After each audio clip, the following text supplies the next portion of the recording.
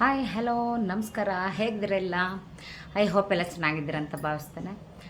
ನಿಮಗೆಲ್ಲ ಗೊತ್ತಿರ್ಬೋದು, ನನ್ನ ಪುಟ್ಟ ಇನ್ಸ್ಟಿಟ್ಯೂಟ್ ಬಗ್ಗೆ ವಿವರಣೆ ಇದೆ ಮತ್ತು ನನ್ನ ಬಗ್ಗೆ ಗೊತ್ತಿದೆ. ಬಟ್ ಹಾಗೂ ಹೊಸ ವ್ಯೂವರ್ಸ್ಗೆ ನನ್ನ ಪರಿಚಯ ಇರಲ್ಲ ಅಂತ ಭಾವಿಸ್ತೇನೆ. ನನ್ನ ಈ ಪುಟ್ಟ ಇನ್ಸ್ಟಿಟ್ಯೂಟ್ನಲ್ಲಿ tailoring, embroidery, painting, machine embroidery ಕ್ಲಾಸ್ಗಳನ್ನ ರೆಗ್ಯುಲರ್ಗೆ ಮಾಡ್ಕೊಂಡು ಹೋಗ್ತಾಯಿದ್ದೀನಿ. ಈ ನಡುವೆ ಸ್ವಲ್ಪ ಗ್ಯಾಪ್ ಮಾಡಿದ್ದೆ. ಓಕೆ, ವೀಡಿಯೋಸ್ ಕೂಡ ಹಾಕ್ತಾ ಇರಲಿಲ್ಲ. ಓಕೆ, ಸಾರಿ. ನೆಕ್ಸ್ಟ್ ಹಾಗಾಗಲ್ಲ, ಕಂಟಿನ್ಯೂ ಮಾಡ್ಕೊಂಡು ಹೋಗ್ತಾ ಇದ್ದೀನಿ. ಈ ದಿನ ನಿಮಗೆ ಸ್ಟಿಚಿಂಗ್ ಪ್ರಾಕ್ಟೀಸ್ ಎಲ್ಲ ಗೊತ್ತಿದೆ, ಮಾಡಲಿಕ್ಕೆ ಸ್ಟಿಚಿಂಗೇ ಬರಲ್ಲ ಅಲ್ವಾ? ತುಂಬ ಕಷ್ಟ ಅನಿಸುತ್ತೆ. ಎಲ್ಲ ಗೊತ್ತುಂಟು, ಸ್ಟಿಚ್ ಮಾಡಲಿಕ್ಕೆ ಆಗ್ತಾಯಿಲ್ಲ, ನೀಟಾಗಿ ಬರ್ತಾಯಿಲ್ಲ ಸ್ಟಿಚಿಂಗು ಅಂದಂಗೆ ಆದಾಗ ಇಷ್ಟು ಹಿಂಸೆ ಆಗುತ್ತೆ. ಫಿನಿಷಿಂಗ್ ಚೆನ್ನಾಗಿ ಬರಬೇಕಲ್ಲ, ಫಿನಿಷಿಂಗ್ ಇಲ್ಲ ಅಂದರೆ ಯಾವುದು ಮಾಡಲಿಕ್ಕಾಗಲ್ಲ. ಹೌದಾ ಇಲ್ವಾ? S R no? ಓಕೆ, ಇವಾಗ ಈ ದಿನ ನಾನು ಆ ಸ್ಟಿಚಿಂಗ್ ಪ್ರಾಕ್ಟೀಸ್ ಹೇಗೆ ಮಾಡೋದು, ಸ್ಟಿಚಿಂಗ್ ಮಾಡೋದ್ರಿಂದ ನಮಗೇನು ಲಾಭ, ಫಿನಿಷಿಂಗ್ ಹೇಗೆ ಬರಲಿಕ್ಕೆ ಸಾಧ್ಯ, ಫಿನಿಷಿಂಗ್ ಎಷ್ಟು ಇಂಪಾರ್ಟೆಂಟ್ ಸ್ಟಿಚಿಂಗ್ನಲ್ಲಿ ಮತ್ತು ಗಾರ್ಮೆಂಟ್ಸ್ ಫಿನಿಷಿಂಗಲ್ಲಿ ಅಂತ ಅದ್ರ ಬಗ್ಗೆ ವಿವರಣೆ ಕೊಡ್ತೇನೆ. ಓಕೆ, ಮಿಸ್ ಮಾಡ್ದಲೇ ಈ ವಿಡಿಯೋನ ಫುಲ್ ನೋಡಿ. Thank you for watching. ಎಲ್ಲ ವ್ಯೂವರ್ಸ್ಗೂ ನಾನು ಕಂಟಿನ್ಯೂ ಮಾಡ್ತಾಯಿದ್ದೀನಿ. ಫುಲ್ ವಿಡಿಯೋನ ವಾಚ್ ಮಾಡಿ, ನಿಮಗೆ ವಿಶೇಷ ಸೂಚನೆಗಳು ಲಾಸ್ಟಿಗೆ ಸಿಗ್ತವೆ. ಓಕೆನಾ? ನೋಡಿ, ಇಲ್ಲೊಬ್ಬರು ನಮ್ಮ ಸ್ಟೂಡೆಂಟ್ಸ್ ಇದ್ದಾರೆ, ಅವರು ಕೂಡ ಇವತ್ತು ಸ್ಟಿಚಿಂಗ್ ಪ್ರಾಕ್ಟೀಸ್ ಮಾಡೋಣ ಅಂತ ಬಂದಿದ್ದಾರೆ. ನೋಡಿ, ಅವ್ರಿಗೂ ತುಂಬ ಕಷ್ಟ ಆಗ್ತಿದೆ ಅಂತ ಭಾವಿಸ್ತೀನಿ, ಬಟ್ ಮಾಡ್ತಿದ್ದಾರೆ. It's okay. ನೋಡಿ ಎಷ್ಟು ಚೆಂದ ಮಾಡ್ತಾಯಿದ್ದಾರೆ. ಓಕೆನಾ? ನೋಡಿ, ಸ್ಟಿಚಿಂಗ್ ಮಾಡುವಾಗ ನಮಗೆ ಪ್ರಾಪರಾಗಿ ಸ್ಟಿಚ್ ಬರಬೇಕಂದ್ರೆ ಫಸ್ಟು ನಾವು ಪ್ರಾಕ್ಟೀಸ್ ಮಾಡಬೇಕಾಗುತ್ತೆ. ನಾವೆಷ್ಟು ಪ್ರಾಕ್ಟೀಸ್ ಮಾಡ್ತೀವಿ ಅಷ್ಟು ರಿಸಲ್ಟ್ ಖಂಡಿತ 100ಗೆ 100% ಬರುತ್ತೆ. ನೋಡಿ, ನಾವು ಫಸ್ಟ್ ಬಟ್ಟೆನಲ್ಲಿ ಸ್ಟಾರ್ಟಿಂಗ್ನಲ್ಲೇ ಮಾಡಬಾರ್ದು. ನೋಡಿ, ಇದು ಬ್ರೌನ್ ಶೀಟ್ ಅಂತ ಸ್ಟಿಚಿಂಗ್ ಮಾಡಲಿಕ್ಕೆ ಅಂತ ತುಂಬ ಮ್ಯಾನುಫ್ಯಾಕ್ಚರ್ ಮಾಡಿರುವಂಥದ್ದು, ಮತ್ತು ತುಂಬ ಹೆಲ್ಪ್ ಆಗುತ್ತೆ ಸ್ಟಿಚಿಂಗಿಗೆ. ಸ್ವಲ್ಪ ಹತ್ರ ಬನ್ನಿ. ನೋಡಿ, ಇಲ್ಲಿ ರಫ್ ಸೈಡ್ ಇದೆ, ಇದು ರಾಂಗ್ ಸೈಡ್, ಬಟ್ಟೆಯ ರಾಂಗ್ ಸೈಡ್ ಅಂತ ಅನ್ಕೋಬೇಕು. ಇದು ರಾಂಗ್ ಸೈಡ್. ರಾಂಗ್ ಸೈಡ್ ಅಂದರೆ ಉಲ್ಟಾ, ಕರೆಕ್ಟಾ? ಇದು ನೋಡಿ ಲೈನು, ಇದು ಲೆಂತ್ ವೈಸ್ ಲೈನ್ ಕಾಣ್ತಾ ಇದೆಯಾ?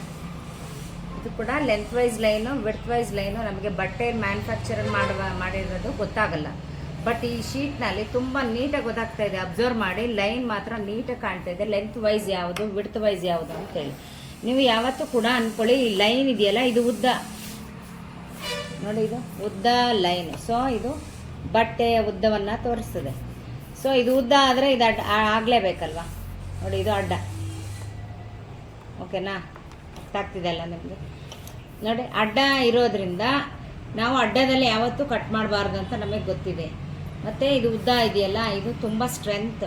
ನಾವು 100ಗೆ 100% ಉದ್ದದಲ್ಲೇ ಬಟ್ಟೆನ ಕಟ್ ಮಾಡಬೇಕಾಗುತ್ತೆ. ಯಾಕಂದರೆ ಉದ್ದದಲ್ಲಿ ತುಂಬ ಸ್ಟ್ರೆಂತ್ ಇದೆ. ಅಡ್ಡ ಏನಾಗುತ್ತೆ, ಎಕ್ಸ್ಪಾಂಡ್ ಆಗುತ್ತೆ. ಎಕ್ಸ್ಪಾಂಡ್ ಅಂದರೆ ಇಂಜುತ್ತೆ, ಬಟ್ಟೆ ನಮಗೆ ಬಾಳಿಕೆ ಬರೋದು ಕಡಿಮೆ ಆಗುತ್ತೆ. ತುಂಬ ರೇರ್, ನಮಗೆ ಸಿಕ್ಕಲ್ಲ ಬಟ್ಟೆ. ಮತ್ತು ನಮ್ಮ ಟೇಲರ್ಸ್ಗಳಿಗೆ ಕೊಡೋವಂಥ ಬಟ್ಟೆ 1 ಮೀಟ್ರ್ 1.25 ಮೀಟ್ರ್ ಕೊಟ್ಟಿರ್ತಾರೆ, ಬಟ್ ಸ್ಲೀವ್ಸ್ಗೆ ಸಾಕಾಗಲ್ಲ ಅಂಥೇಳಿ ಟೇಲರ್ಸ್ಗಳು ಮಾಡೋವಂಥದ್ದು ಅಡ್ಡದಲ್ಲಿ ಸ್ಲೀವ್ಸ್ಗಳನ್ನ ತೆಗಿಬೋದು. ಅದಕ್ಕೆ ನೋಡಿ, ಕಂಕ್ಳಿನ ಕೆಳಗಡೆ ಎಲ್ಲ ಬಬಲ್ಸ್, ನಿಮ್ಗೆ ಅರ್ಥ ಆಗ್ತಿದೆಲ್ಲ, ಕಂಕ್ಳ ಕೆಳಗಡೆ ಬೇಗ ಎಕ್ಸ್ಪ್ಯಾಂಡ್ ಆಗಿ ಅದೇನಾಗುತ್ತೆ, ಕಲರ್ ಫೇಡ್ ಆಗುತ್ತೆ.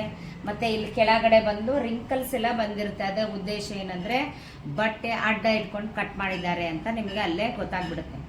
ಸೊ ಇದು ನೋಡಿ, ರಾಂಗ್ ಸೈಡು 100% ರಾಂಗ್ ಸೈಡ್. ಯಾಕಂದರೆ ರಫ್ ಫಿನಿಶಿಂಗ್ ಇರುತ್ತೆ, ನಮಗೆ ಮುಟ್ಟಿದ್ರೆ ತರಿ ಕಾಣುತ್ತೆ ಕನ್ನಡ ಬಟ್ಟೆ. ಓಕೆ, ನೆಕ್ಸ್ಟ್ ಇದು ನೋಡಿ, ಸೀದಾ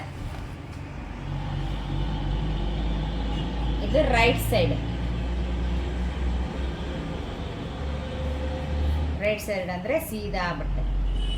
ಇದು ನಾವು ಬಟ್ಟೆ ಅಂತ ಫೀಲ್ ಮಾಡಬೇಕು, ಯಾಕಂದರೆ ಇದು ಕಲಿತ್ರೆ ಮಾತ್ರ ನಾವು ಬಟ್ಟೆಯಲ್ಲಿ ಮಾಡ್ಲಿಕ್ಕೆ ಸಾಧ್ಯ. ಸೊ ನೋಡಿ, ಲೆಂತ್ ವೈಸು ಕಾಣುತ್ತೆ, ಉದ್ದದಲ್ಲಿ ಬಟ್ಟೆ ಇದೆ ಅಂತಲೂ ಗೊತ್ತಾಗುತ್ತೆ. ಮತ್ತು ಇದು ಶೈನಿಂಗ್ ಇರುತ್ತೆ, ಸಾಫ್ಟ್ ಇರುತ್ತೆ. ಫೀಲ್ ಮಾಡಿದ್ರೆ ನಾವು ಮುಟ್ಟಿದ್ರೆ ಸೀದಾ ಕಾಣುತ್ತೆ. ಓಕೆನಾ? ಇದು ನಮ್ಮ ಪೇಪರ್ನ ಮತ್ತು ಬಟ್ಟೆಯ ವಿಶೇಷತೆ ಅಂತ ಅಂದ್ಕೊಳ್ಳಿ. ಇದು ಪೇಪರ್ನಲ್ಲಿ ಮಾಡಿ ಕಲಿತ್ರೆ ನಾವು ಬಟ್ಟೆಯಲ್ಲಿ ಮಾಡಲಿಕ್ಕೆ ಕಲೀಲಿಕ್ಕೆ ತುಂಬ ಹೆಲ್ಪ್ ಆಗುತ್ತೆ.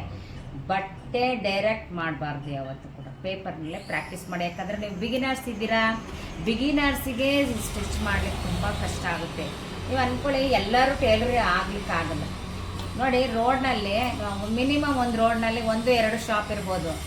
ಮನೆಗೆ ಒಂದೊಂದು ಟೇಲರ್ ಮಷಿನ್ ಇಟ್ಕೊಂಡಿರ್ಬೋದು, ಬಟ್ ಎಲ್ಲರೂ ಟೇಲರೇ ಆಗಲಿಕ್ಕಾಗಲ್ಲ. ಕಾರಣ ಏನು ಹೇಳಿ, ಕಷ್ಟ ಇದೆ.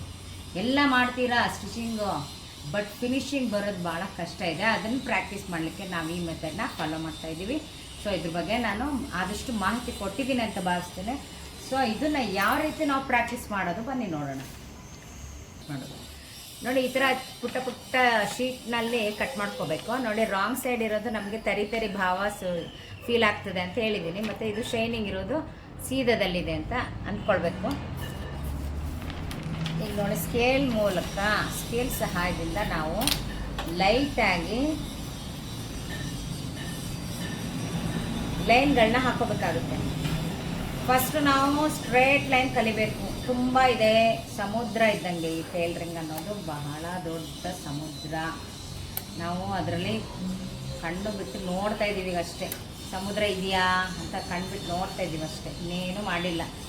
ಜಸ್ಟ್ ಇವತ್ತು ಸ್ಟಿಚಿಂಗ್ ಪ್ರಾಕ್ಟೀಸ್ ಬಗ್ಗೆ ಮಾತಾಡ್ತಾ ಇದ್ದೀವಿ, ಓಕೆನಾ. ನೋಡಿ, ಈ ಥರ ಲೈಟಾಗಿ ಹಾಕ್ಬಿಡಿ, ಡಾರ್ಕಾಗಿ ಹಾಕ್ಕೊಬಿಡಿ. ನಾವು ಮಾಡಿರೋ ಸ್ಟಿಚಸ್ಸು ಕಾಣಬೇಕು ನಮಗೆ ಎಲ್ಲಿ ತಪ್ಪಾಗಿದೆ ಅದ್ರ ಫೀಲ್ ಆಗಬೇಕಂದ್ರೆ, ನಮಗೆ ಕಾಣಬೇಕಂದ್ರೆ ನಾವು ಲೈಟ್ ಕಲರ್ನಲ್ಲಿ ಡ್ರಾ ಮಾಡಬೇಕಾಗುತ್ತೆ ಪೆನ್ಸಿಲ್ ಮೂಲಕ, ಓಕೆನಾ. ನೋಡಿ, ಈಗ ಸ್ಟಾರ್ಟ್ ಮಾಡೋಣ. ಫಸ್ಟು ಫೋಟೋನ ಇಳಿಸ್ಕೊಳ್ಳಿ. ನಾವು ಬಿಗಿನರ್ಸ್ ಇದ್ದೀವಲ್ಲ, ನಾವು ಸಡನ್ನಾಗಿ ಮಾಡಲಿಕ್ಕಾಗಲ್ಲ. ನಾವು ಎಷ್ಟು ನಿಧಾನ ಮಾಡ್ತೀವೋ ಅಷ್ಟು ನೀಟಾಗಿ ಬರ್ತದೆ. ನೋಡಿ, ಕರೆಕ್ಟಾಗಿ ಆ ನೀಡನ್ನು ಅದೇ ಲೈನಿಗೆ ಕೂರಿಸಿ ಫಸ್ಟ್. ಆವಾಗ ಸಮಾಧಾನ ಆಗುತ್ತೆ, ನಾವು ಸರಿ ಮಾಡ್ತಿದ್ದೇವೆ ಅನ್ನೋ ಫೀಲ್ ನಮ್ಮಲ್ಲಿರುತ್ತೆ, ಓಕೆನಾ. ಈಗ ನೋಡಿ, ಆದಷ್ಟು ನಾವು ನಿಧಾನ ಗತಿಯಲ್ಲಿ ಲೈನ್ ಮೇಲೆ ಬರೋ ಥರ ತುಣಿಬೇಕು. ಫಾಸ್ಟ್ ಮಾಡಬೇಡಿ. 100ಗೆ 10% ಫಾಸ್ಟ್ ಇರಬೇಕು ನಿಮ್ಮ ಮಷಿನ್.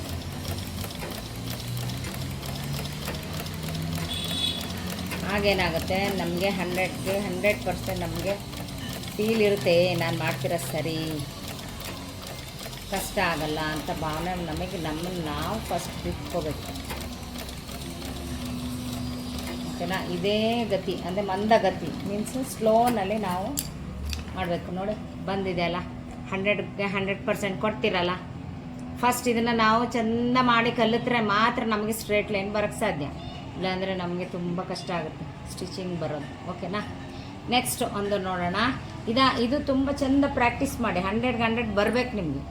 ಬಂದಾದ ನಂತರ ಸೆಕೆಂಡ್ ಒನ್ ಹೋಗೋಣ, ಓಕೆನಾ. ನೋಡಿ, ನಮ್ಮ ಸ್ಟೂಡೆಂಟ್ ಇದೆಲ್ಲ ಕಲ್ತಿದ್ದಾರೆ. ಸೆಕೆಂಡ್ ಒನ್ ತುಂಬ ಈಗ ವಿಡಿಯೋ ಮಾಡ್ತಿದ್ದಾರೆ ಆಲ್ರೆಡಿ. ಸೆಕೆಂಡ್ ಒನ್ ಅವ್ರಿಗೆ ಸ್ವಲ್ಪ ಕನ್ಫ್ಯೂಸ್ ಇದೆ, ಬನ್ನಿ ಅವ್ರಿಗೆ ಹೇಳ್ಕೊಡ್ತಾ ನಿಮಗೂ ಹೇಳ್ಕೊಡೋಣ, ಓಕೆನಾ. ನೋಡಿ, ಸೆಕೆಂಡ್ ಮೆಥಡ್ ಮಾಡ್ತಾಯಿದ್ದೀನಿ. ಇದು ಫೀಡಾಗಿ ಹೇಳ್ತೀವಲ್ಲ, ಇದನ್ನು ಈ ಥರ ಇಟ್ಕೊಳ್ಳಿ, ಓಕೆನಾ. ರನ್ನಿಂಗಲ್ಲಿ ಇಟ್ಕೋಬೇಕು ಫಸ್ಟೇನೆ ಮಷಿನ್. ಮಾಡ್ತಿದ್ದಂಗೆ ಇದನ್ನು ಹಿಂಗೆ ಎತ್ತಿ ಮತ್ತೆ ಕೂರಿಸ್ಬೇಕಾಗುತ್ತೆ, ಓಕೆನಾ. ಸೆಕೆಂಡ್ ಒನ್ನಿಗೆ ಮಾಡೋಣ.